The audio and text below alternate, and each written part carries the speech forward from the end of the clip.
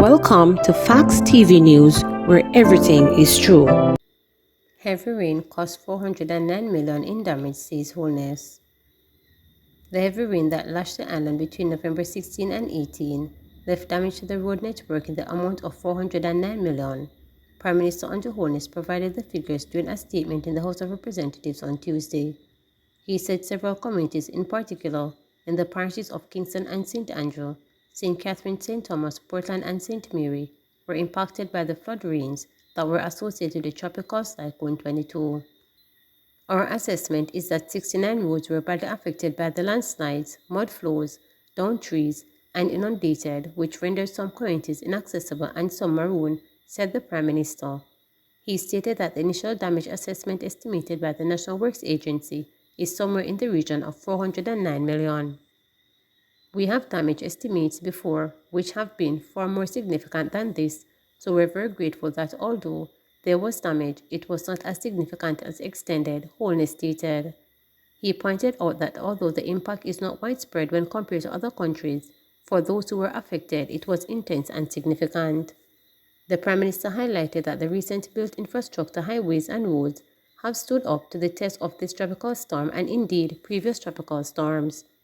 Meanwhile, following a helicopter tour of parts of St. Andrew and St. Thomas, which were badly affected, the Prime Minister said it was obvious that river training was needed for the parish of St. Thomas. It will cost an estimate of $700 million to undertake the river training, he said. Senior citizen charged with sex crime granted $250,000 bail. A 67-year-old man charged for allegedly having sex with a 13-year-old girl was granted $250,000 bail with surety in the St. Catherine Parish Court. The accused, who is a farmer, is charged with having sexual intercourse with a person under the age of 16 years. The bail application was made by attorney at law Christopher Towson. He told Parish Court Judge Annette Austin that his client was at an advanced age and was not a flight risk. Bail was granted on condition that he report to the Backwalk Police on Sundays and Mondays and that he stay away from the community where the alleged incident occurred. He was also told not to interfere with the complainant.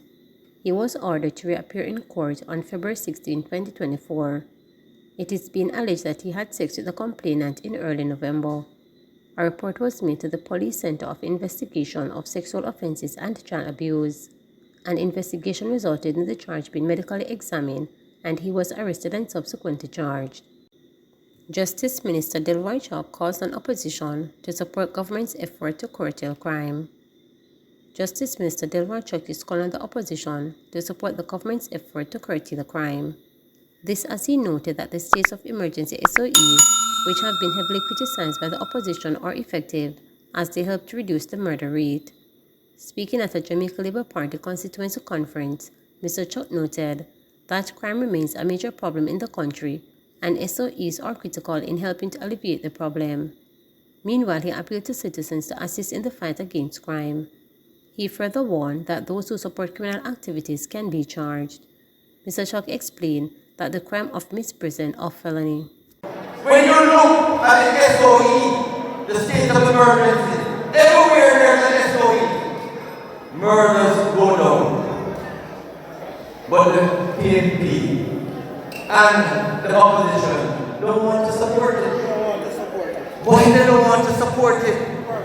When wherever you call it, murders go down, crimes go down, and all they claim is that the government doesn't have a plan. The truth of the matter is that crime is not an easy solution, and the PNP has never solved it. But it has to be partnership. And the PNP doesn't want to partner with us in order to solve the crime problem. But the government is going to call on the citizens now to make sure you can assist in the fight against crime. Because far too many citizens know who are the criminals, who are committing the crime. But they keep silent or they support and protect the criminals. But the Prime Minister have instructed me to increase the penalties for not only murder, not only gangs, not only fire, there's a crime known as misprision. You hear me, right? Misprision. When you know about a crime and you do nothing to inform the police, then it is kind of demonstrating that you know about the serious crime of murder, robbery, rape, any other serious crime, then you could be arrested for not giving the police the information. And especially where you're trying to protect and support these criminals. So the government will determine that the whole country must now work together. JLP yet to make decision on seat held by George Wright, Kimbrough Lawrence.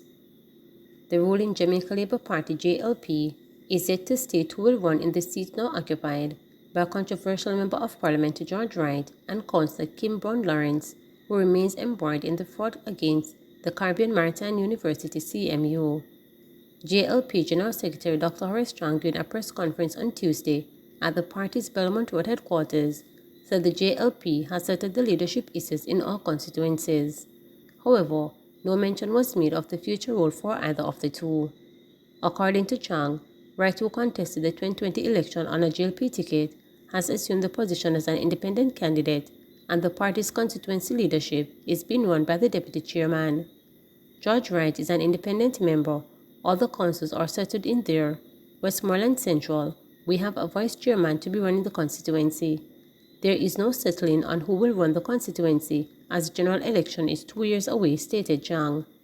There is effective leadership in Central Westmoreland, Chang continued. Wright was thrown into the spotlight in 2021 after a video emerged showing a man battering a woman with a stool. He was questioned in relation to the matter, but the police later dropped the case. He was dropped from the government's parliamentary caucus in 2021 and assumed the position as an independent member of the House. Last year, eyebrows were raised in the House of Representatives when Wright, who sits on the opposition benches, was given support by government, MPs Anne-Marie Valls and Tovia Hamilton as he made his contribution to the state of the constituency debate. In the meantime, Brown Lawrence, the council for the Brownstone Division in St. Anne, remains under investigation by the Integrity Commission following the scandal at the CMU.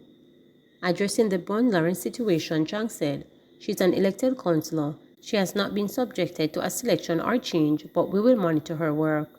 When asked if that meant she would again run at the party's ticket, he said, "We have a constitutionally elected councillor, and if we call it tomorrow morning, we could change, but we call it today after I don't know." It was alleged that Brown Lawrence had accepted funds and fixed road with money allegedly channeled from the CMU. She was charged alongside former Education Minister Will Reid, CMU President Fitzpatrick, Reid's wife Sharon, and their daughter Cheryl. Please remember to subscribe, like, share, and click the notification bell.